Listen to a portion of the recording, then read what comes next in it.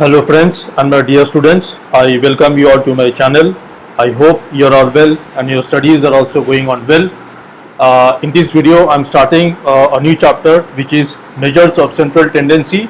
This is part 1 video where I will be discussing about the key concepts and formula of arithmetic mean of raw or ungrouped data, and also will discuss the properties of mean. I will not solve any problems in this video. The problem solving I will do in the next video.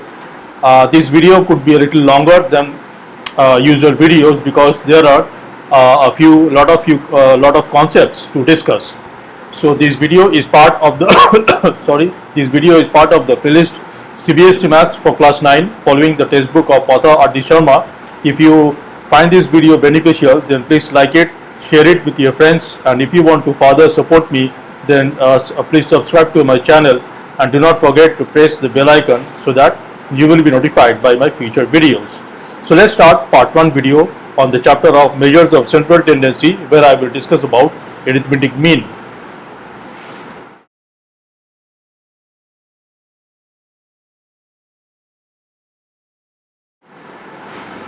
Okay, so we are given raw data of n observations, which is also known as ungrouped data. So we have n observations. These n observations are some values, some numbers. These observations are denoted by x1, x2, x3, xi. So x1 is the first value, x2 means the second value, x3 means the third value. Even though the position of the values does not matter, xi means the ith value, and up to xn. The subscript n means there are n number of observations. So what will be the arithmetic mean, or simply mean, which is denoted by in the textbook it is denoted by the capital letter X, but in this note I have written to be x bar. It does not matter, it means the same thing. Small x bar or capital X bar it is the same thing. Means so capital X bar or small x bar is it denotes the mean of a variable x, mean of some collection of values of the variable x, and those collections is nothing but the n observations, which are x1, x2, x3 up to xn. So what will be the arithmetic mean or x bar? It is nothing but the sum of all the values of the observations, or the sum of observations divided by total number of observations. So it is, since the observations are x1, x2, x3 up to xn, so it will be x1 plus x2 plus x3 plus x4 like this up to xn whole divided by n, where small n is the total number of observations. Okay, now this part, this thing, the sum of the observations, that is the sum of the values of the variables x, where each value of the variable x is denoted by a subscript that is xi, and this I is varying from 1 to n. x1 means first value, x2 means second value, x3 means third value, xi means ith value, xn means nth value. So this whole sum x1 plus x2 up to xn in short form is written using this sigma notation. This is so this sum, the short form of this sum is the sigma notation. You must be very familiar with this notation, as this will be heavily used in higher classes. So the way it is pronounced is sigma xi. Sigma xi, where I varies from 1 to n. This means x1, I is varying from 1 to n. So I will add, so this means x1 plus x2 plus x3 plus xn. Just to give you a little more explanation, let's say, what will this mean? Sigma notation, let's say the variable is y. Let's say I am writing like this: yi, I is starting from 3 and ending at, let's say, 6. This means this is equal to y, the subscript y, the I, the subscript of the variable I, y will start from the value 3. Below the sigma, this is the below the sigma symbol, I have I equals to 3. I equals to 3 means the starting value of I, and on the top we denote the ending value of I. So this the whole sigma on the left hand side is a short form of the sum y3 plus y4 plus y5 plus y6. Similarly, let's say I have something like let's say Tn, where n is starting from 0 to, let's say, 100. This actually means T0 plus T1 plus T2 plus T3, like this up to T100. I hope it is clear. Okay. Now, so we have so the mean is x bar, denoted by x bar. This is x bar. It is the sum of the observations, which is x1 plus x2 plus x3 plus up to xn, which is in short form written as sigma xi, where I is ranging from 1 to n, whole divided by small n. So this formula, you must be very familiar with this, the notation of this formula, that is x bar is equal to sigma xi divided by small n. Obviously, in this sigma xi, I should mention that I is varying from 1 to n. So x bar, x is the variable that is representing the different values of the observations, and there are small n number of observations. So x bar means the mean of those observations is equal to sigma xi. Xi is one particular, xi is the ith, is the value of the ith observation, and this I is varying from 1 to n. This means that it is x1 plus x2 plus x3 up to xn and whole divided by n.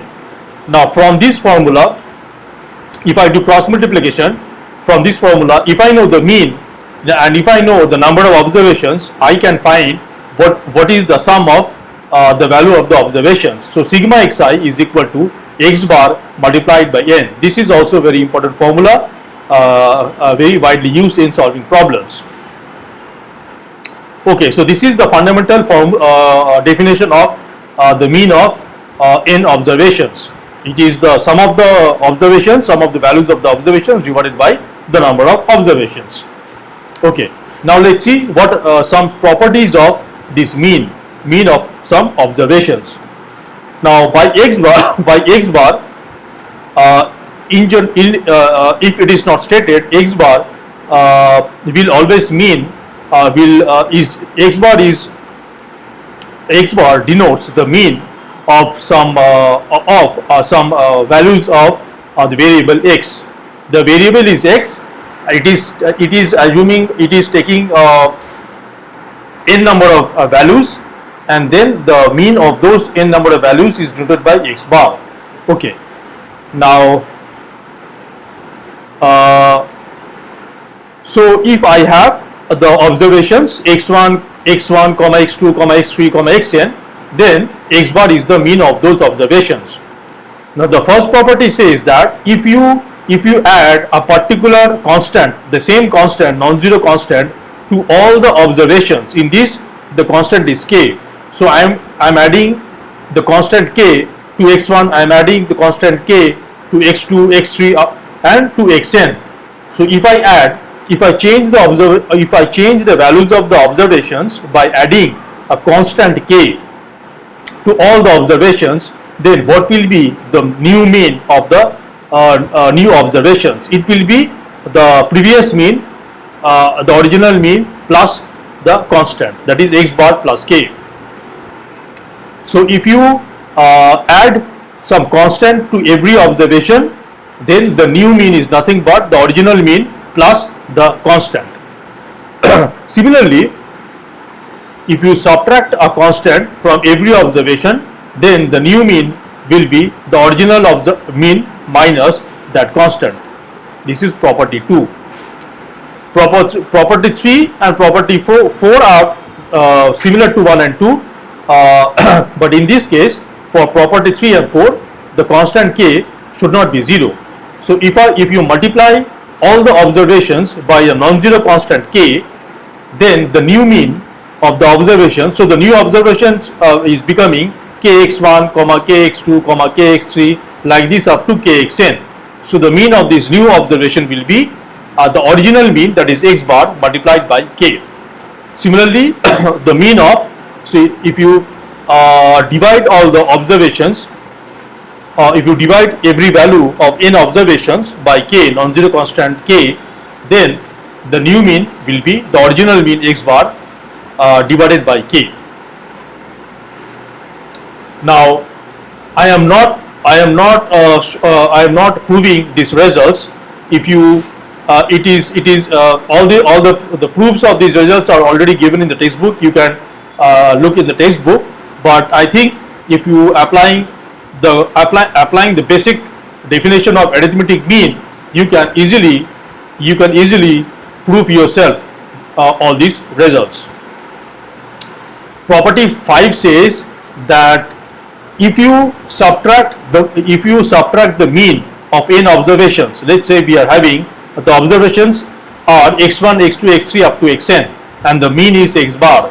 If you subtract x bar from every observation and then you take the sum of the new set of observations, the sum will be 0. Now what is this? What is this? This is known as sum of deviation of the observations from the value x bar. Now let me quickly discuss what is meant by, I have written at the end what is meant by we have observations we have n observations x1, x2, x3 up to xn. Now what does it mean by the sum of deviations of n observations x1, x2, x3 up to xn from a value q? Q is a constant. Q is a constant value. What does it mean? Sum of deviations of n observations from a value q. This means that first you subtract the value q from every observations. So the new observations becomes x1 minus q, x2 minus q up to xn minus q, and then you take the sum of the new values of the observations. That is, you can see it is x1 minus q plus x2 minus q plus x3 minus q, like this. So the short form, so the sum of deviations of n observations x1, x2, x1, x2, x3 up to xn from a value q, the short form is this: sigma xi minus q, where I is ranging from 1 to n. But actually in the proper arithmetic form, it will be what is written on the right hand side, that is x1 minus q plus x2 minus q plus x3 minus q. If you simplify the right hand side, if I collect all the observations x1, x2, if I separate out the sum of x1, x2, x3, I have x1 plus x2 plus x3 up to plus xn, and then I have minus there are n number of q, summation of n number of q. So then this becomes x1 plus x2 plus x3 is nothing but the sum of the n observations, and whose value is we know it is sigma xi. Notation wise, the short form is sigma xi, and we have minus nq, but sigma xi we know is n into x bar, where x bar is the mean of the observations xi, that is x1, x2, x3 up to xn. So the sum of deviations of the observations x1, x2, x3 up to xn from the value q is equal to n into x bar, where x bar is the mean of the observations, n is the number of observations, minus nq, which is equal to n into x bar minus q. So n into x bar minus q. If you can remember this formula, it is fine, but otherwise you should always be able to derive to this result, that is this one, this result. If you can remember, it is fine, but if you cannot remember the right hand side, you should always be able to derive this result. But you must know what exactly this means, the left hand side. It is x1 minus q plus x2 minus q plus x3 minus q up to, since I is ranging from 1 to n, I will go up to xn minus q, and from here you can group the xi terms, that is x1, x2, x3, xn, sum them up, and then you have n number of there are a minus q n times, so that will be minus nq. Anyway, I really don't expect to remember this formula. If you can, it will be bonus for you. Okay, so back to the properties. So if you now, for in the special case, if the q, that is if q is the x bar, that is the mean, if you take the sum of deviations of observation of a set of observations from their mean, then the sum is always equal to 0. This also you can verify and prove. I'm leaving it. I'm leaving the proof of all this as an exercise. Now, some of the properties I have extracted from the various types of problems. This will be used, and I absolutely do not. The property 6 is fine, you should remember, but after that, from property 7 to the last one, I really don't expect you to remember, but you must understand the concept, and you can, from the basic concepts, fundamental concepts, you should be easily able to figure out these results. Okay, so what is property 6? It says that let x bar be the mean of m observations, x1, x2 up to xm, and y bar be the mean of another n observations, y1, y2, y3, yn. Then mean of the m plus n observations, that is x1, x2, x3, that is the combined mean. So we have two set of observations. The first set of observations is x1, x2, x3 up to xm. So there are m observations in the first set, and there are the second set of observations is y1, y2, y3 up to yn. So there are, in the second set, there are n number of observations. If we know that x bar is the mean of the m observations and y bar is the mean of the n observations, then what will be the mean of the combined observations? That is, what will be the mean of the observations x1, x2, x3 up to xn, and then y1, y2, y3 up to yn. The mean of if you combine two set of observations, then what will be the mean? The mean will be m multiplied by x bar. M multiplied by x bar gives the sum of the first set of observations, plus n into y bar gives the sum of the second set of observations. So what essentially I have to do is, I have to what will be the fundamentally what will be the mean of the combined observations? The mean will be the sum of all the observations from the two set divided by the total number of the observations, which is m plus n. So what is the sum of the first set of observations? What is the sum of all the observations in the first set, that is x1, x2, xm? It is the number of observations multiplied by the mean, that is m x bar. Similarly, n y bar is the sum of the values of the second set of observations. So m x bar plus n y bar gives the sum of all the observations from the two set, and whole divided by m plus n. So this formula you must remember. I mean, there is nothing to remember. This is very fundamental. This comes from the very basics of arithmetic mean of a set of observations.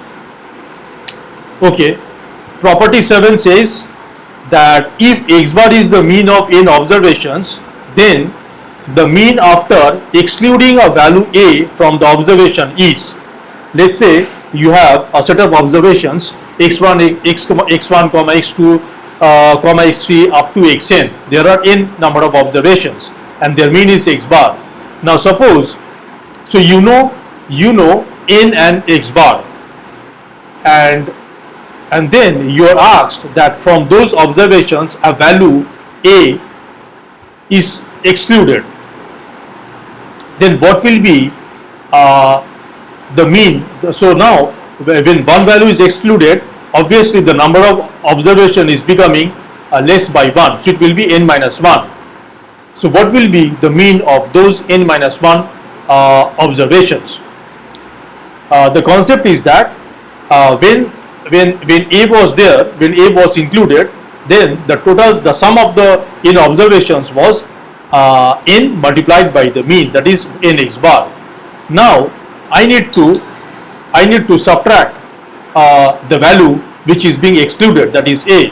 So n x bar minus a will give me the value of all the observations excluding a, and then divided by, since one value has been excluded, so number of observations is less by 1, so it will be divided by n minus 1. Okay, similarly if you add, if x bar is the mean of n observations, and if you add another value b into the observations, what will be the new mean? It will be n x bar plus b divided by n plus 1. Why n plus 1? Because you are adding a new value, you are adding a new observation, so the number of new observation will become n plus 1, and the sum of the n observations was n x bar, and you are adding one more observations, so the total sum will be n x bar plus b, and then we are dividing by the total number of observations, the total number of new observations, which is n plus 1. Okay, property 9 says that this is an important property, this is an important concept which is used in solving some problems, but I am absolutely not expecting you to remember or memorize all these formulas. No, absolutely not. You just try to understand the concept, how this formula has been derived. Okay, so property number 9 is saying that let x bar be the computed mean of n observations where by mistake a value of a was taken instead of the value b. Then the correct mean is, so initially, so there was, let's say, observations x1, x2, x3, and let's say somewhere instead of the value, somewhere in the original observation there was the value b, and let's say up to xn. But instead of instead of b, I by mistake while finding the mean of these observations, by mistake instead of b I considered a. So the incorrect mean, x bar is nothing but the incorrect mean. So what will be the question is, what will be the correct mean? Okay, so what will be the correct mean? The correct mean will be obviously so only b, the b is the b is the wrong value. Instead of b I should have considered a. So first I need to find the sum of all the correct values, all the correct observations, that is x1, x2, x3, and then leaving b all other observations, their sum I need to find. I know that the incorrect mean is x bar, so x bar and the total number of observations is n, so x bar n will give me x1 plus x2 plus x3 plus there will be b and then up to xn. Now okay, there is really no space. Now you can see that clearly then the sum of x1 plus x2 plus x3, the sum of all the correct observations will be n x bar minus b, and then I will add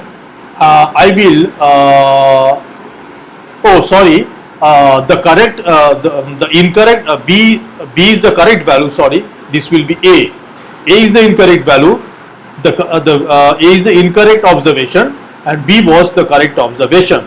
So this is a. So n into x bar is the incorrect mean. So n into x bar b is equal to x1 plus x2 plus x3 plus a plus up to xn, where a is the incorrect observation. So what will be the sum of all the correct observations? It will be nx bar minus a, and then I will add b, which is the correct observation, and divide by n. So this will give me the correct mean. Nx bar minus a plus b divided by n, where a is the incorrect observation and b is the correct observation. Okay. Property 10 says, let x bar be the mean of n observations x1, x2, x3 up to xn, and y bar be the mean of another n observations y1, y2, y3 up to yn. Then the mean of the n observations x1 minus y1, comma x2 minus y2, comma x3 minus y3 up to xn minus yn will be x bar minus y bar. This also you can prove by yourself. Property 11 says, let x bar be the, it is similar to 10, instead of x1 minus y1 we are adding. So we have x bar is the mean of n observations x1, x2, x3 up to xn, and y bar is the mean of another n observations y1, y2, y3, yn. Then the mean of a new set of n observations which is obtained by x1 plus y1, comma x2 plus y2, comma x3 plus y3, like this up to xn plus yn. It will be the mean will be x bar, the sum of the mean of the two observations, and in the previous case it was the difference of the mean of the first and second observation. Okay. Property 12 is basically, these are basically concepts that will be used in solving problem. So let's say, let x bar be the mean of n observations x1, x2, x3 up to let x bar be the mean of n observations x1, x2, x3, and somewhere there is y, but the value of y is not known, up to xn, where y is a missing value. Y is a missing value, we do not know y. x1, x2, x3 and up to xn, all the observations are known, but we do not know y, and we know x bar. Then what will be the value of y? Then the missing value of y is nx bar, x bar is the mean, minus the sum of all available observations, that is x1, x2, x3 up to xn, all the observations which are available.